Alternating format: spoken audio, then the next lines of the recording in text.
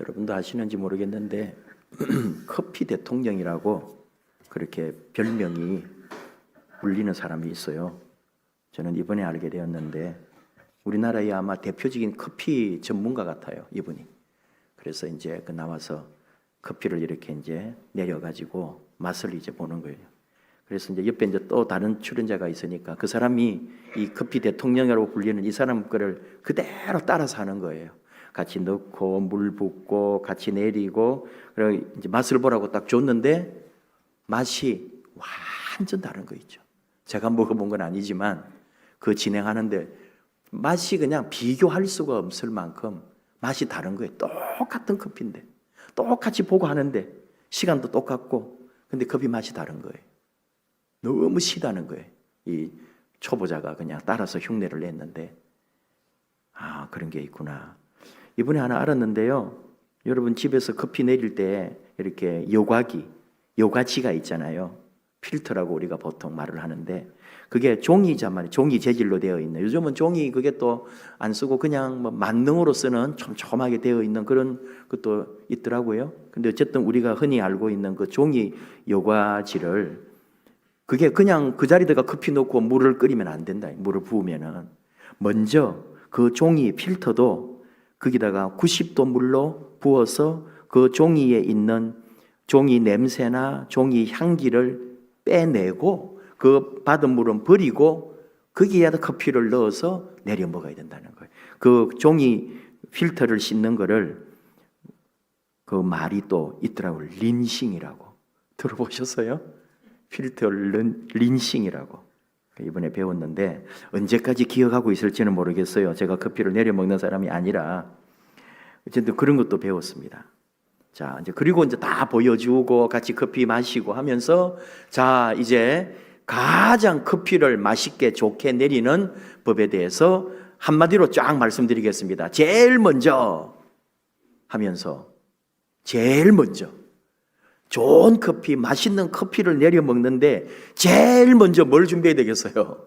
제일 좋은 원두를 준비하는 게 아니고 물도 아니고 그분이 뭐라 그랬냐?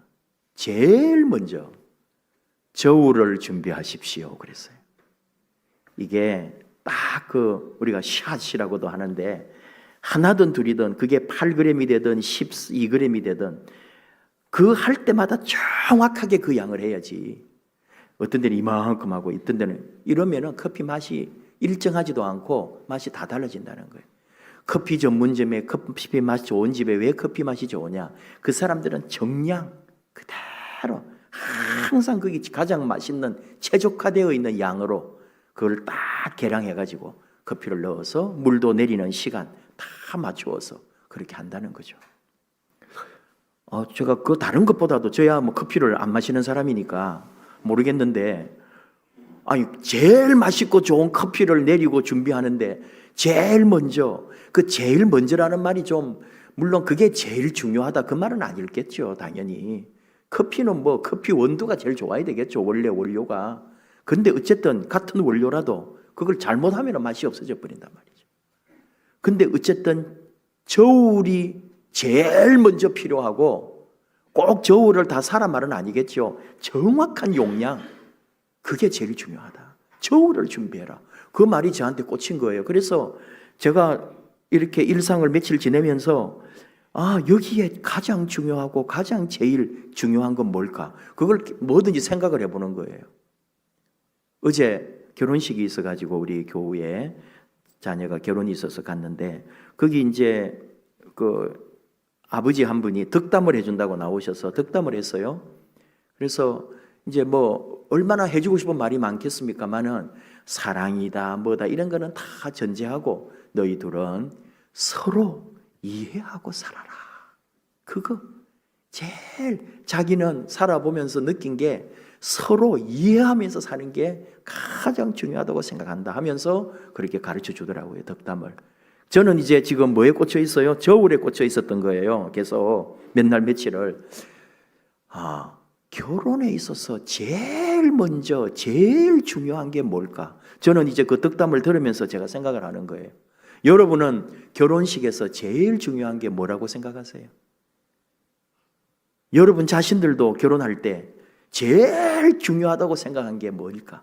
결혼식에 있어 제일 중요하고, 그러니까 제일 먼저 준비하고 생각해야 된다, 또는 제일 중요하다, 그게 어느 게 뭐라고 하기보다는 그게 그냥 동시다발적으로 하나라고 봐도 좋아요. 제일 먼저 제일 중요한 거, 결혼식에서 여러분은 뭐라고 생각하십니까?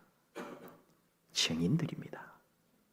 결혼식에 제일 중요한 거는 주례자가 되었던 또는 몇 명이 되었던 하객들 포함하여 그 결혼의 증인들이 제일 중요한 거예요. 그 나머지는 다 당연한 것들이에요. 여러분 중에도 혹시 결혼식을 하지 아니하고 지금까지 30년, 40년 사신 분이 있는지도 모릅니다. 우리가 모를 뿐이죠. 평생에 어떤 가슴에 그게 한이 되어서 나중에 자녀들이 30살 돼가지고 부모님 결혼식을 해드리더라니까요. 얼마나 아름다운지. 혹 여러분의 사정으로 지금까지도 결혼식을 못 올리고 사신 분은 저한테 오시면 제가 결혼식을 해드리죠. 증인이 되고. 왜 한이 됐느냐? 결혼식 사진이 없어서가 아니고 그 결혼을 인정해주고 축하해주고 봐준 증인들이 없기 때문에, 그래서 결혼이 마음이 아팠던 거예요. 제 주장입니다. 사전에 나오는 것도 아니고, 물론 여러분 다른 거 다 있겠지만 제가 깊게 생각해서 얻어낸 답이에요. 그러면서 우리가 신앙으로 제가 생각을 해본 거예요. 신앙생활에서 예수 믿으면서 우리가 교회 다닌다면서 제일 중요한 게 뭘까? 정말 결혼이나 커피 한 잔 내려 먹는 데에도 중요하고 또 제일 먼저 고려해야 될 게 있다면, 우리 신앙생활에서도 가장 중요하면서 가장 먼저 생각해야 되고 가장 먼저 해야 될 게 뭘까? 무엇인 것 같습니까, 여러분? 각자 나름대로 뭐 생각을 하겠지만 저는 여러분에게 말합니다. 믿음도 은혜도 예수님, 하나님 말씀, 서로 사랑하며 그런 거 다 주요한 요소일 수는 있지만, 가장 먼저 가장 핵심적인 중요한 것은, 신앙생활에서 가장 중요한 것은 자기를 없애는 거예요. 나를 없애는 겁니다. 내가 살아있다면 그건 신앙생활 아니에요. 마치 권위 없는 자처럼. 제가 참 좋아하는 말인데, 우리 예수님은 오늘 말씀에 나온 것처럼 권위 있는 세교훈, 권위가 있다고 다 놀라는데, 정작 그분은 한 번도 권위 있는 것처럼 살질 않았어요. 예수님은 마치 권위 없는 자처럼 사셨단 말이에요. 우리 신앙인이 뭐냐? 내가 믿음 생활하고 나를 이끌어가고 내가 예수 믿고 사는 것 중에 제일 중요한 게 뭐냐? 권위 없는 자처럼 사는 거예요. 표신하지 않고 알아주지 않고 인정받지도 못하고 어떤 때는 있으나 마나한 사람 같기도 하고, 바로 우리가 교회 생활하면서 여러분이 느끼는 어떤 비애감, 어떤 외로움, 어떤 서운함, 이런 걸 다 포함하여 교회 안에서 가장 귀하고 훌륭하고 가장 아름다운 신앙생활은 권위 없는 자처럼 아무도 날 기억해 주지 않아도 아무렇지도 않을 만큼 내가 죽어서 사는 일, 이게 신앙이란 말이에요. 그걸 놓쳐버리면 신앙은 아닌 거예요. 우리는 사실은 이렇게 안 삽니다. 나를 왜 몰라주고 나를 버려두고 나를 챙기지 않고 내가 하고 수고했던 걸 기억해 주지 않는다고.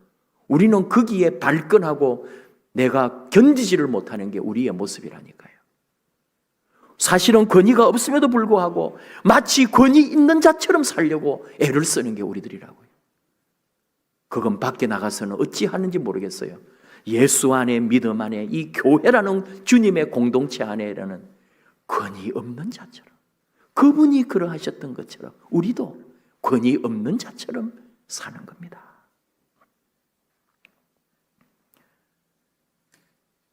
오늘 말씀은 우리가 잘 또 아는 말씀인데, 이게 예수님을 걸어 넘어뜨리려고 하는 사람들에게는 항상 이게 올무가 되는 거죠. 안식일에, 또 안식일에 예수님은 처음에는 말씀을 가르쳤어요. 그때 사람들이 무사람이 22절에 그 교훈에 놀라고 그가 가르치시는 것이 권위 있는 자와 같고 서기관들과 같지 아니함일러라.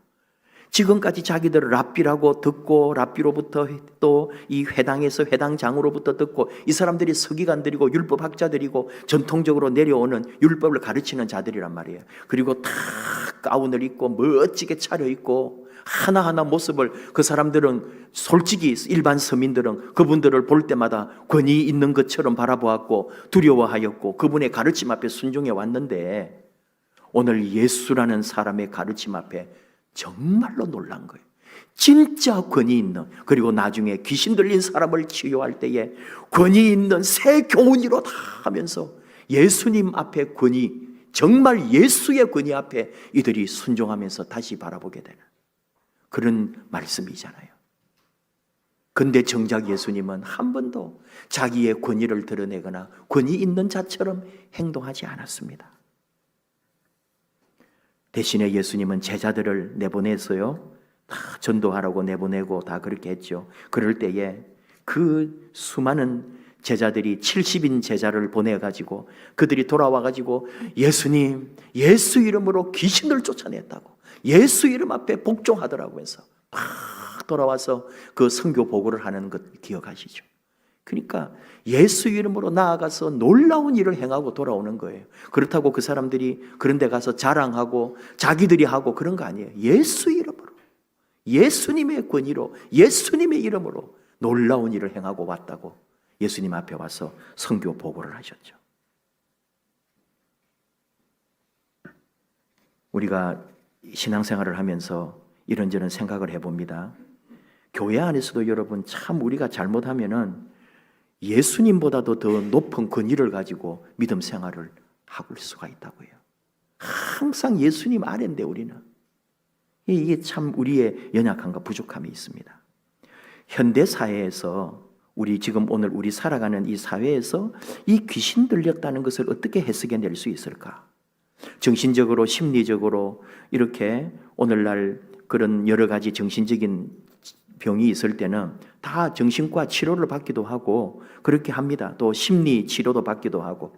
그래서 이 2000년 전의 고대 사회는 이게 진짜 귀신 들린 거였는지 정신병이었는지 또는 심리적 압박을 가지고 있는 건지 우리가 잘 몰라요. 그러나 그때는 다 나름대로 그 2000년 전에 모든 것이 세분화되어 있지 않을 때는 통합해가지고 예수님은 치유하십니다. 지금은 좀 달라요. 정신병은 확실하게 정신병으로, 그리고 약간의 그 귀신 들린 것 같은 것은 또 다르게 치료도 하고요. 그리고 어떤 심리적인 거는 심리적 상담을 통해서 치료하는 거죠. 근데 간혹 저건 누가 봐도 정신병인데 이 교회 공동체 안에서 잘못하면은 귀신 들렸다면서 막 치료한다고 기도원 데리고 다니고 막 교회에서 모여가지고 그런 게 우리나라 교회에 많았어요. 그래서 실수도 많이 하고 사건도 나기도 하고요. 그건 정신과 가서 약 먹고 치료받으면 될 일을 우리 교회가 오해해가지고 이건 귀신 들렸다면서 막 잘못한 것도 있고, 또 간혹 이거는 약간 영적으로 접근해야 될 일인데 의사들은 그런 걸 인정을 안 하니까 정신과적으로 계속 치료하는데 약을 먹어도 상담을 해도 안 되는 거예요. 그런 경우도 또 정신과 의사들이 또 고백하거나 말하기도 합니다. 어쨌든 그런 시대인데 오늘 우리에게 이걸 적용할 때 여러분이 우리가 막 정신이 없고 정신이 돌아가지고 그런 게 아니니까 지금 오늘 이 말씀을 우리에게 적용한다면 뭘까 이거예요. 어떤 마귀나 악한 권세에 우리가 끌려다니는 인생, 내가 내 마음과 내 어떤 의지와 내 어떤 신앙이 아닌 세상의 어떤 세력과 보이지 않는 악한 권세에 내가 끌려가면서 질질질질 헤매는 인생, 그게 영적으로 말하면은 귀신에게 끌려가는, 오늘 우리가 귀신 들린 삶일 수도 있다 이런 얘기예요. 흔히 말한다면은 어떤 돈 같은 거, 특별히 돈에 미쳐서 돌아가는 거예요.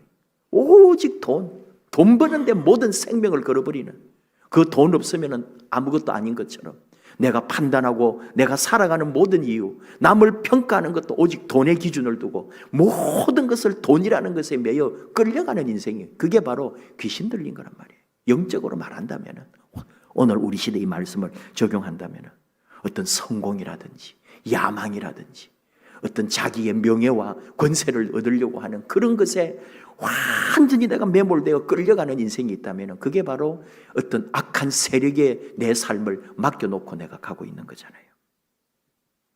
그런 게 많이 있습니다. 명예, 명성, 자존심, 고집 절대로 꺾지를 않는 거예요. 그리고는 그게 옳은 줄 알고 끝까지 그렇게 가는 거예요. 그게 바로 다시 말하면 귀신에게 끌려가는 인생인 줄도 모르고 자기를 내려놓아야 돼요. 참 믿음은, 참 신앙은, 정말 예수 믿는 것은 바로 나를 쳐서 복종시키고 내가 없어야 되는 거예요. 예수에게 끌려가야지.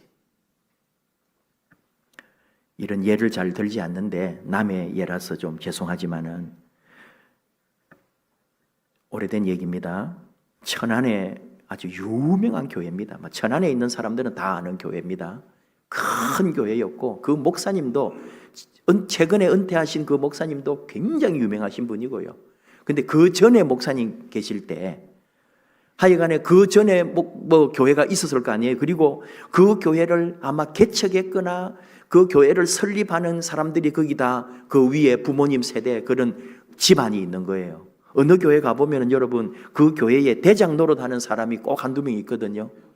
근데 그 천안 그 교회는 오랫동안 그 집안이 그 교회를 완전히 쥐고 있는 거예요. 그리고 그 교회 그 지금 권사님 나이도 좀 있고 그 권사님 손에 모든 교회가 다 따라야 될 정도로 심지어 목사님조차도 그 권사님 힘 앞에 정말 어찌할 수 없는 그래서 다 뭐 좋아요 뭐를 그래서 뭐 모든 교회 일에 그분이 나름대로 개입한다고 치더라도 심지어 신방을 갈 때 항상 5분 뒤에 오는 거예요. 그게 한 해, 두 해가 아니고 오랜 세월 동안에 그분은 시간이 정해졌는데 꼭 5분 뒤에 오신다는 거예요. 그것도 대단한 일이죠. 그런데 목사님도 기다리는 거예요. 차 안에서. 다 차를 타고 기다려요. 그분이 오실 때까지. 그래서 그분이 오시면 출발을 하는 거예요. 근데 새로 목사님이 오셨다 이 말이에요. 새로 오신 목사님이 그 얘기를 알까요? 모를까요? 다 들었을 거예요. 이 교회가 어떻게 해왔고 어떤 식이라는 걸 알겠죠. 그러니까 드디어 목사님이 오시고 첫 신방을 하는 날 다 교회 승합차 안에 다 대기하고 있는 거예요. 목사님도 부목사님도 신방대원들도 있는데 그 권사님만 안 오신 거예요. 5분 뒤에 오실 거예요. 목사님이 시간 딱 되니까 출발합시다. 출발해버린 거예요. 근데 차가 가는 거를 이제 그 권사님이 오시다가 본 거예요. 그러니까 나 이제 왔다고 세우라는데 그냥 가버렸어요. 여러분은 한번 생각해 봐요. 상상이 됩니까? 그런 사람을 알아야 상상이 되는 거예요. 그런 교회를 다녀봐야 우와 이거 이제 교회 난리 난 거예요. 목사님 내일 쫓겨날지도 몰라요. 그 정도로 센 사람이란 말이에요.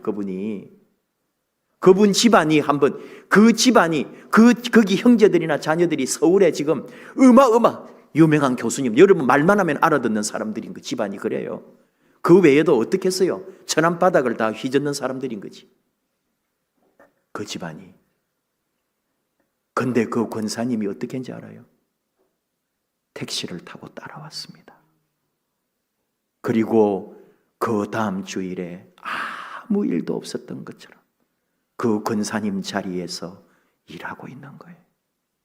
그리고 그 다음 신방 때는 항상 10분, 20분 전에 오셔서 다 기다리고 있는 거예요. 뭔 얘기입니까?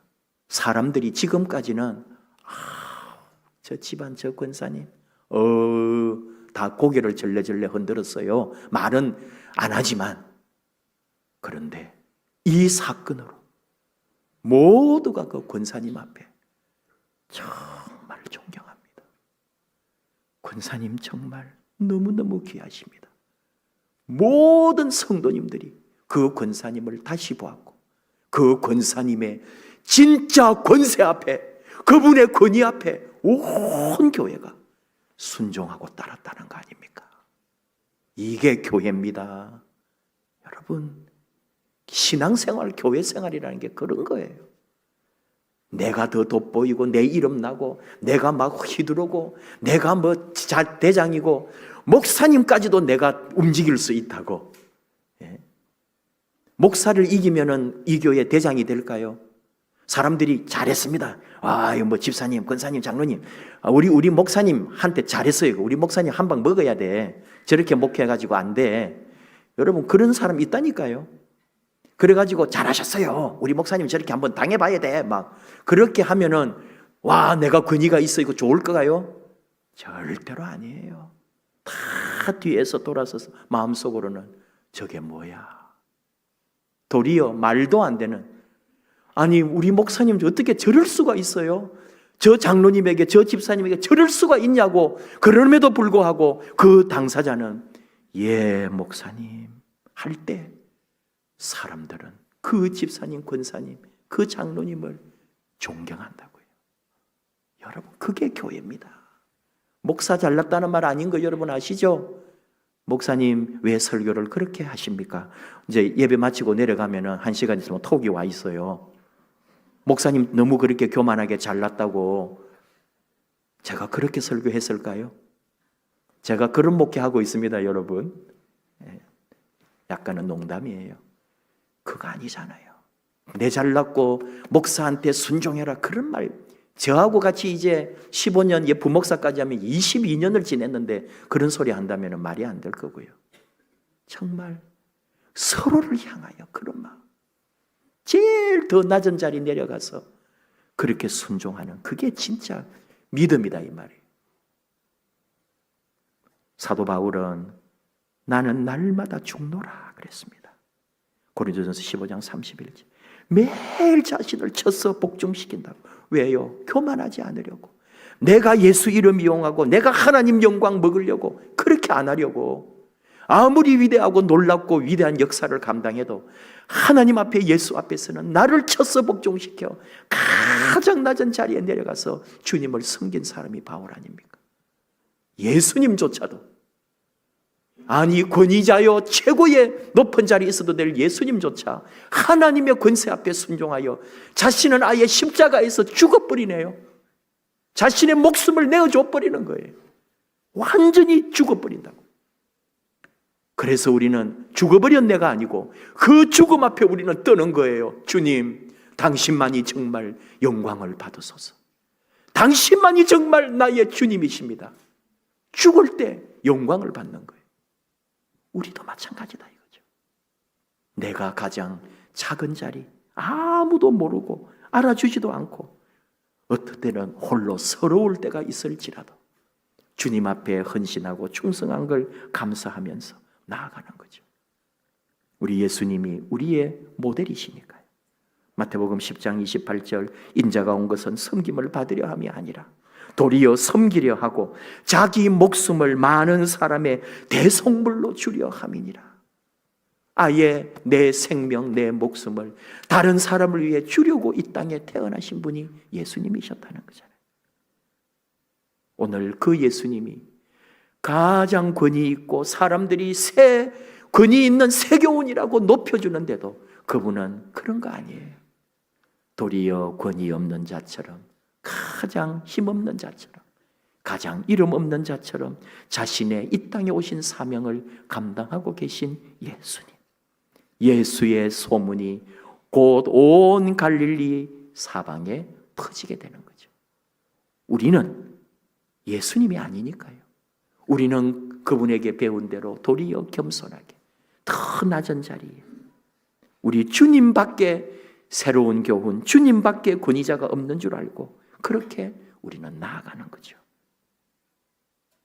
마치 권위 없는 자처럼. 그 이유는 오직 하나, 예수님만이 권위자이시기 때문입니다. 그 외에 어느 누구도 권위자는 없습니다. 주님의 교회에서는 오직 주님만이 영광을 받습니다.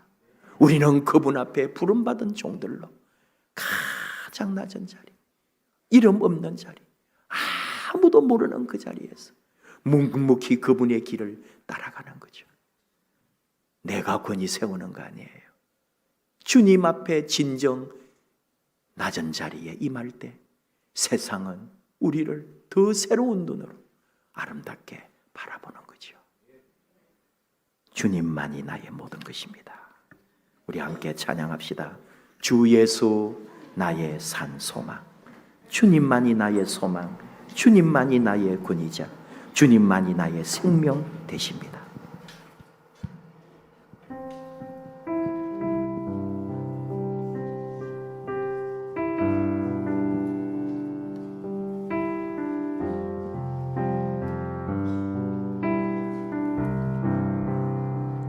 닿을 수 없고 오를 수 없네 사망의 권세 놓인 우리 절망 가운데 하늘을 보며 주의 이름 나 부를 때 어둠을 뚫고 주님의 사랑 내 영혼을 비추시네 모든 것 이미 이루신 주님 주 예수 내 산 소망 위대한 자비 영원 못하며 한없는 은혜 표현 못해 내 죄와 수치 지기 위하여 이 땅 위에 주 오셨네 주의 십자가 날 구원하사 왕의 자녀 삼으셨네 나는 영원히 주님의 소유 주 예수 내 산 소망 할렐루야 주의 이름 찬양해 할렐루야 내게 자유 주셨네 죄의 저주 끊으신 구원의 주 그 이름 주 예수 내 산 소망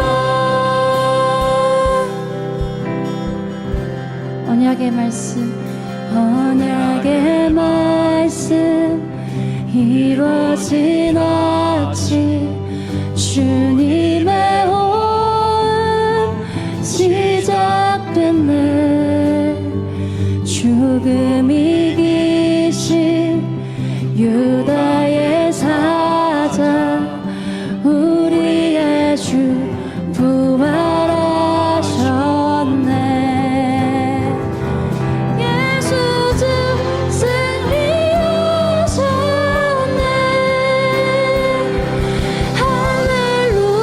할렐루야 주의 이름 찬양해 할렐루야 내게 자유 주셨네 죄의 저주 끊으신 구원의 주 그 이름 주 예수 내 산 소망 할렐루야 주의 이름 찬양해 할렐루야 내게 자유 주셨네 죄의 저주 끊으신 구원의 주 그 이름 주 예수 내 산 소망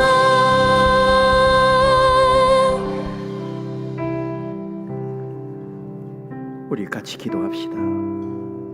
주님만이 나의 살아있는 소망이심을 고백합니다. 주님만이 권세자요 주님만이 권위자임을 인정합니다. 나는 그분의 부름받은 종으로 내 삶의 진실과 성실과 충성을 다해 믿고 온전히 나아가는 종 되기 원합니다. 주님 교회를 섬기고 이 땅에 맡겨주신 일을 감당할 때 우리 주님을 본받아 권위 없는 자처럼, 아무도 알아주지 없는 자처럼, 그러나 그로 말미암아 더 큰 아름답고 위대한 주님의 일을 완성하는 그런 아름다운 주님의 종 되기 원합니다. 주여 우리를 그렇게 아름답게 사용하여 주시옵소서. 우리 함께 주여 부르면서 우리 주님 그대로 닮아가기를, 주님 뜻을 이 땅에 이 교회 안에 아름답게 실현하기를, 그 부르심 앞에 충성하는 종으로 하나님 앞에 순종하며 나아가기를, 그래서 주님 영광 되기를 우리 주여 부르면서 함께 기도하겠습니다. 주여